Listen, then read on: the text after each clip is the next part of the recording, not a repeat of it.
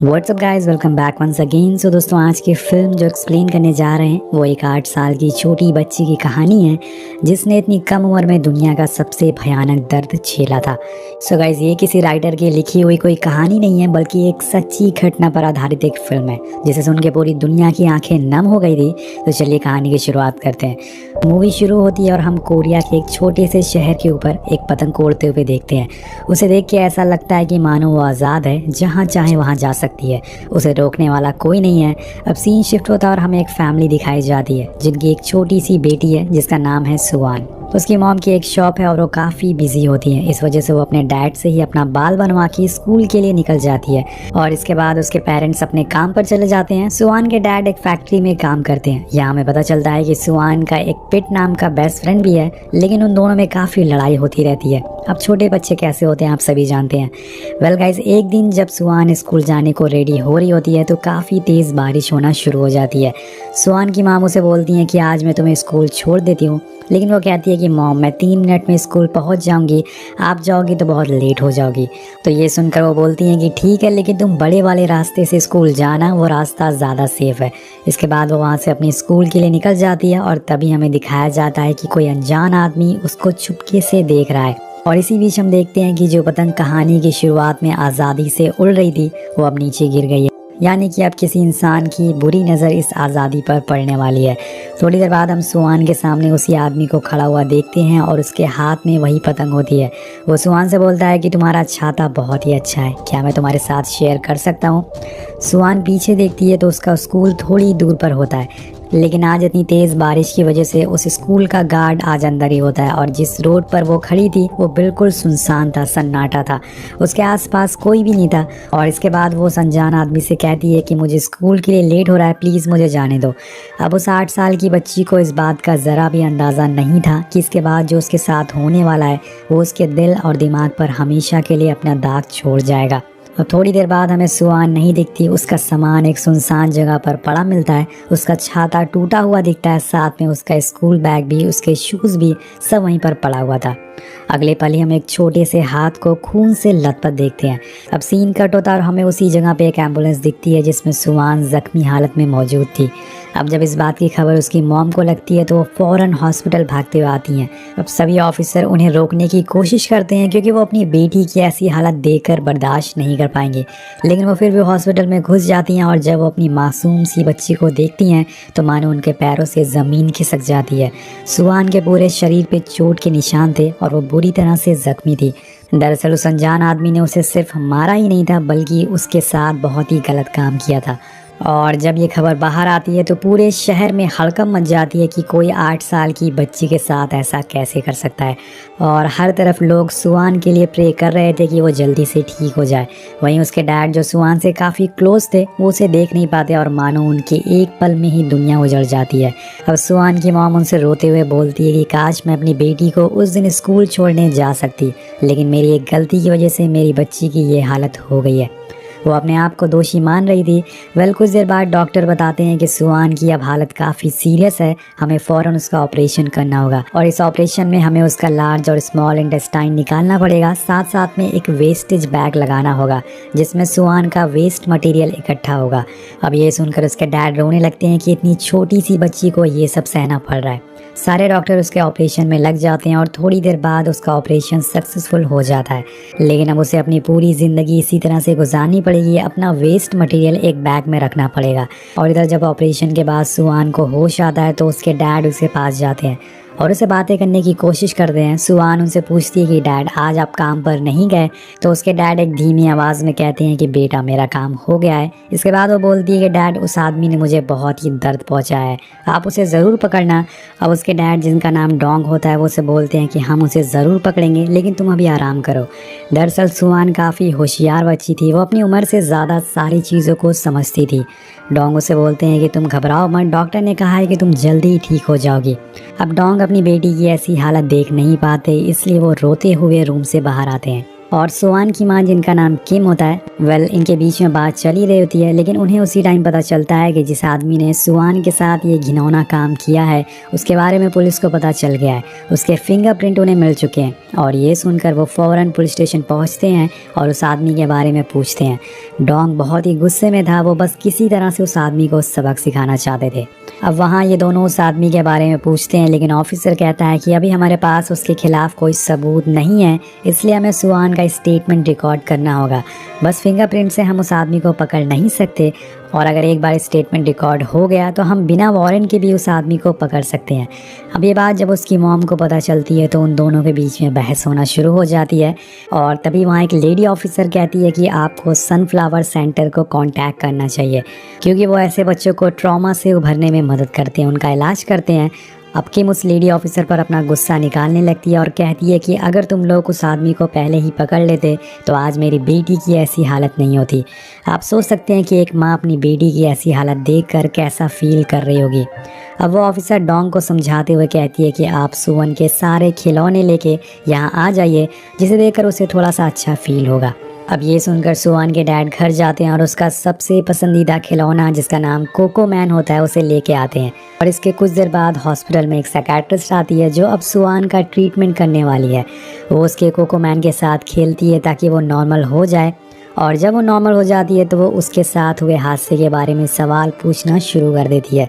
वो डॉक्टर काफ़ी लोगों की फ़ोटोज़ उसे दिखाती है, और जब उस इंसान की तस्वीर सुआन के सामने आती है तो वो अपनी आंखें बंद कर लेती है, और इसे देखकर वो डॉक्टर समझ जाती है कि ये वही इंसान है जिसने उसका ये हाल किया है। अब ये सब सबूत के तौर पर रिकॉर्ड किया जा रहा होता है, और इसके बाद जब वो डॉक्टर बाहर आती है तो वो दोनों से सुआन की मेंटली और फिजिकली हेल्थ के बारे में बात करती है। और वो ये भी बोलती है कि आप दोनों को भी हालत ठीक नहीं है, आपको भी मेंटली हेल्प की ज़रूरत है, और ये मेरा कार्ड है, आप मुझसे आके मिल सकती हैं। ये देख के किम गुस्से में आ जाती है और बोलती है कि तुम क्या कहना चाहती हो कि हम दोनों ठीक नहीं हैं, और वो उसका कार्ड उसे वापस देकर वहाँ से जाने को कहती है। और वहीं हमें दूसरी तरफ पता चलता है कि उस अनजान आदमी को पुलिस ने पकड़ लिया है, और जब ये बात मीडिया वालों को पता चलती है तो वो हर तरफ हड़कंप मचा देते हैं। और अब डोंग का एक दोस्त ये न्यूज़ देख लेता है और उसे कॉल करके बताता है कि मीडिया वाले सुआन के बारे में बातें कर रहे हैं, तुम्हें उन्हें रोकना होगा। सुआन के डैड फौरन हॉस्पिटल आते हैं ताकि मीडिया वाले उसकी बेटी के पास ना पहुंच सके। वो नहीं चाहते थे कि उसकी फ़ोटो टीवी पर आए और पूरी दुनिया को पता चले कि उसके साथ क्या हुआ है, जिससे उसकी बेटी की पूरी ज़िंदगी बर्बाद हो जाएगी। वो भागकर अपनी बेटी के पास पहुंचते हैं और अपनी बेटी को दूसरे रूम में शिफ्ट कर रहे होते हैं। तभी मीडिया उन्हें देख लेती है, जिस वजह से उसके डैड उसे गोद में उठा लेते हैं और सीढ़ियों से फ़ौरन ऊपर भागने लगते हैं ताकि मीडिया वाले सुआन की फ़ोटो ना ले सकें। वहीं किम मीडिया वालों को रोकती है, पर इसी बीच वो भी बेहोश हो जाती है क्योंकि वो भी प्रेग्नेंट थी, और इन सब की वजह से उसकी हालत भी ख़राब होती जा रही थी। अब जब सुआन के डैड उसे लेके रूम में पहुंच जाते हैं तो वो देखते हैं कि उसकी वेस्टेज बैग फट चुकी है, और तभी सुआन उनसे पूछती है कि डैड मैंने कोई गलत काम किया है। उसके डैड कहते हैं कि नहीं बेटा, तुमने कुछ भी गलत नहीं किया है। अब ये बोलकर वो उसके कपड़े चेंज करने लगते हैं, लेकिन तभी अचानक से सुआन पूरी तरह से सहम जाती है, यानी कि वो अचानक से फ्रीज हो जाती है। ये देख के सुआन के डैड को कुछ समझ नहीं आता कि उसे क्या हो गया, लेकिन थोड़ी देर बाद उन्हें समझ आ जाता है कि सुआन के मन में क्या है। उसे लगता है कि उसके डैड भी उसके साथ वही गलत काम करने जा रहे थे जैसे उस आदमी ने उसके साथ किया था, क्योंकि उसने भी उसके कपड़ों को टच किया था।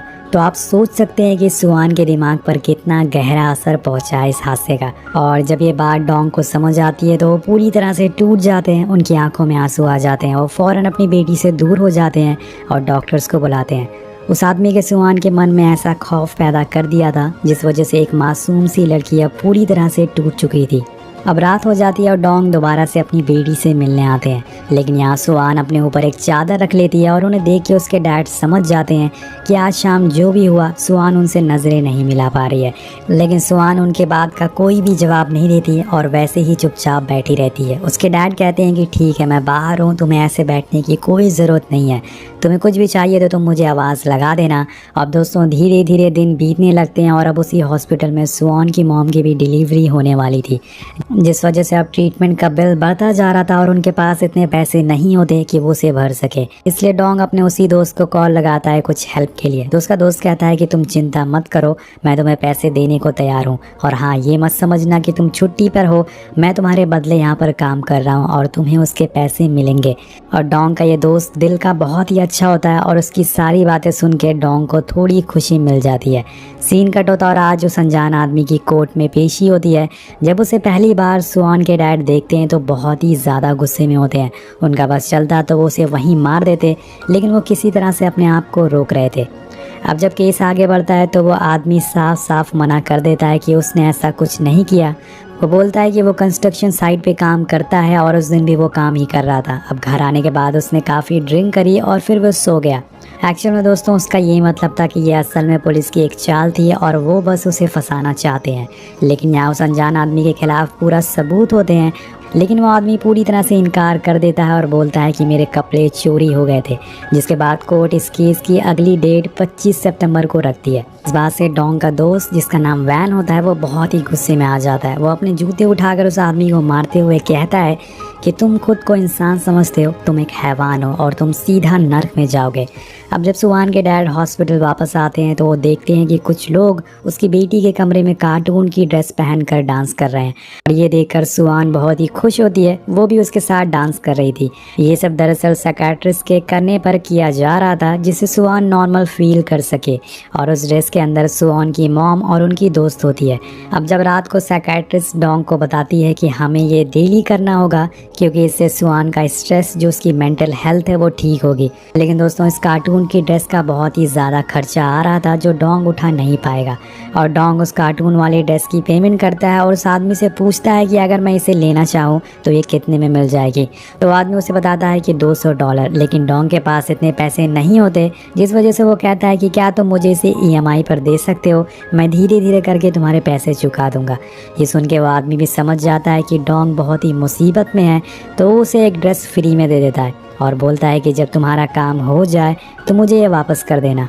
वेल गाइस अब रात हो जाती है और डोंग उसी ड्रेस को पहन के सुआन के पास जाता है और ये ड्रेस होती है कोकोमोन की, जो कि सुआन का फेवरेट कार्टून है। वो उसे अपने पास देख के बेहद खुश होती है। डोंग उसे एक बोर्ड देता है जिस पर लिख कर वो अपनी बात कह सके। सुआन उससे कहती है कि तुम्हारे दोस्त कहाँ हैं, तो डोंग कहता है कि वो घर चले गए। अब सुआन कहती है कि तुम भी अब घर जाओ, तुम्हारे दोस्त वेट कर रहे होंगे।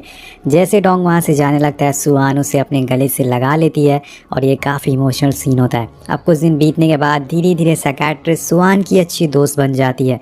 वो दोनों साथ में काफ़ी बातें करते हैं और डॉक्टर उससे पूछती है कि तुम हॉस्पिटल से जाने के बाद सबसे पहले कहाँ जाओगी। तो सुआन कहती है कि मेरा मन स्कूल जाने का है लेकिन मैं नहीं जाऊँगी। तो पूछती है कि ऐसा क्यों, तुम क्यों स्कूल नहीं जाना चाहती। सुआन बताती है कि मुझे शर्म आती है क्योंकि मेरे साथ जो भी हुआ है वो मेरे सारे दोस्त को पता है, वो मेरा मजाक उड़ाएंगे। और वो ये भी बताती है कि उसे अब कैसा महसूस हो रहा है। सुआन बोलती है कि मेरी इस हालत की वजह से मेरे डैड काम पर नहीं जा पा रहे और मेरी मॉम बीमार रहती हैं। मेरे इलाज में बहुत ही पैसे खर्च हो रहे हैं जो कि मेरे डैड चुका नहीं पा रहे हैं। वो अपने दिल की बात बोलती है और कहती है कि जब भी मैं सोने जाती हूँ उससे पहले मैं गॉड से प्रे करती हूँ कि ये सब एक सपना हो, लेकिन मैं जब सो के उठती हूँ तो सब कुछ वैसा ही होता है जैसे कि पहले था। और इन सब के बाद वो एक ऐसी बात बोल देती है जिसे सुन के कुछ साइकियाट्रिस्ट भी हैरान हो जाती है। सुआन बोलती है कि मेरी ग्रैनी कहा करती थी कि उन्हें जल्दी से मौत आ जाए और मुझे भी ऐसा ही लग रहा है कि मैं मर जाऊं। और ये सुनकर डॉक्टर समझ जाती है कि सुआन के मन में क्या चल रहा है, इसलिए फ़ौरन ये बात उसके मॉम डैड को बताती है और उसे अब घर ले जाने को कहती है क्योंकि जो घाव सुआन के दिमाग में लग गया है उसे अब भरने में काफ़ी समय लगेगा। इसी बीच हम सुआन के बेस्ट फ्रेंड को देखते हैं जिसका नाम पेट होता है। वो सुआन को काफ़ी मिस करता है और उसके लिए एक नोट छोड़ देता है कि जब वो वापस आए तो उसके नोट को पढ़कर उसे हल्का महसूस हो और वो खुश हो जाए। अगली सुबह वो लोग घर जाने के लिए रेडी हो जाते हैं, लेकिन सुआन अभी भी अपने डैड की तरफ नहीं देखती, जिस वजह से कार में एक पर्दा लगा दिया जाता है जिसे सुआन कंफर्टेबल फील कर सके। अब थोड़ी देर में पूरा परिवार घर के काफ़ी करीब आ जाता है, लेकिन जब सुआन उस जगह को दोबारा देखती है जहाँ पे उसके साथ ये खौफनाक हादसा हुआ था, उसकी तबीयत दोबारा ख़राब होने लगती है। उसके डैड फ़ौरन गाड़ी से लेके उसे बाहर आते हैं और गाड़ी से उतरते ही उसे उल्टियाँ होना शुरू हो जाती है। वो जगह सुआन को उस हादसे की याद दिलाता था, लेकिन थोड़ी देर में जब सुआन अपने घर का गेट देखती है तो वहाँ काफ़ी सारे नोट्स लगे हुए थे जो कि उसके दोस्तों ने उसके लिए बनाए थे। जिसमें उसके लिए काफ़ी अच्छी अच्छी बातें लिखी होती है। और ये देखकर सुआन के अंदर हिम्मत आ जाती है।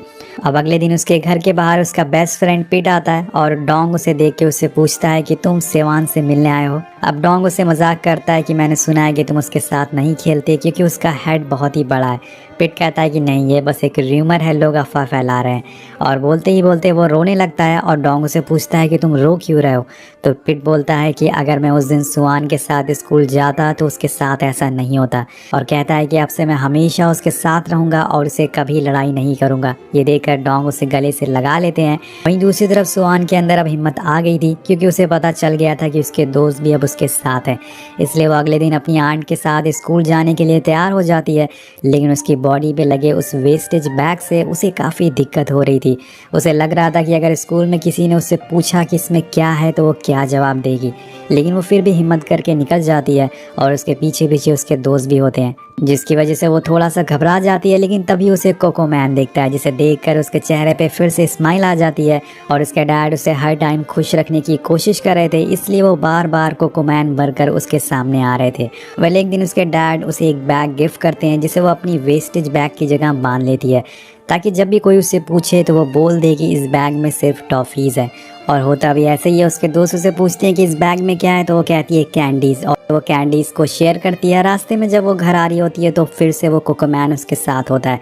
लेकिन एक टाइम पे वो समझ जाती है कि इसके अंदर कोई और नहीं बल्कि उसके डैड है, क्योंकि वो कोको मैन से बात करने का सोचती है लेकिन डोंग उसका जवाब नहीं देता। तब उसे लेके वो अपनी मॉम के पास जाती है और कहती है कि क्या इसके अंदर मेरे डैड है। ये बोलने के बाद उसकी मॉम उसका मास्क उतारती हैं तो उसके अंदर उसके डैड ही होते हैं, जो पूरा पसीने में भीगे हुए थे। सुआन अपने डैड का आंसू पोंछती है, जिसके बाद उन दोनों के बीच की दूरियां कम हो जाती है। अब इसके बाद सुआन के डैड को बताया जाता है कि अब उनकी बेटी का केस कमज़ोर होने लग गया है, क्योंकि उस अनजान आदमी ने कोर्ट से कहा है कि वो मेंटली और फिजिकली कमज़ोर है। और जिस दिन ये हुआ था उस दिन वो ड्रंक था। और अब सिर्फ एक ही रास्ता है, सुआन को ही कोर्ट में आकर बोलना पड़ेगा। लेकिन उसके डैड ऐसा करने से डरते हैं, क्योंकि अगर उसने उस आदमी का चेहरा फिर से देखा तो वो कभी भी इस हादसे से बाहर नहीं आ पाएगी।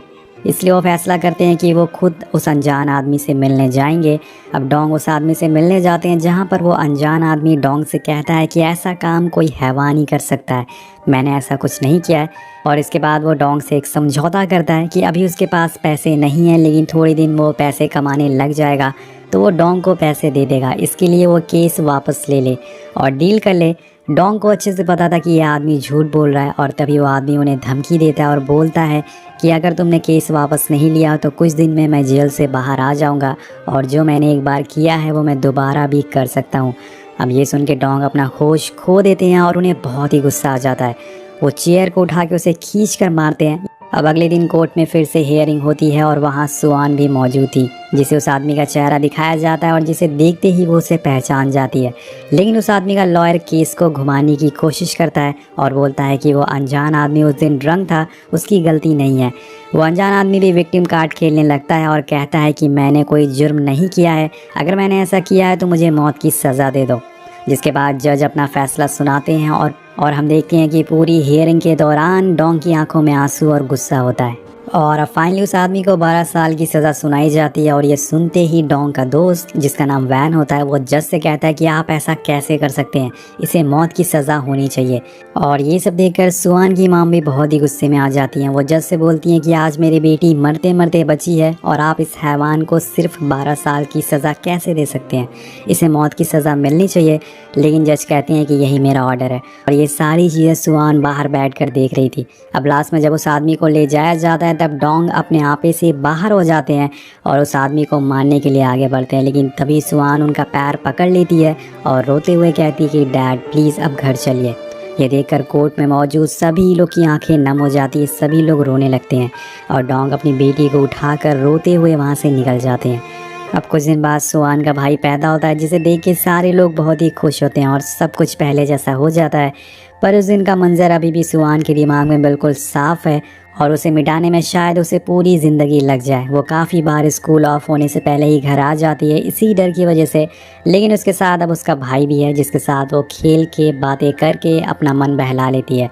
अब कहानी के आखिर में हमें बताया जाता है कि उस इंसान की सज़ा बढ़ाकर 20 साल कर दी जाती है और दोस्तों मैं आपको बताना चाहूँगा कि ये पूरी कहानी एक सच्ची घटना पर आधारित है। ये हादसा 2008 में हुआ था जिसने एक हंसते खेलते परिवार को हिला कर रख दिया था।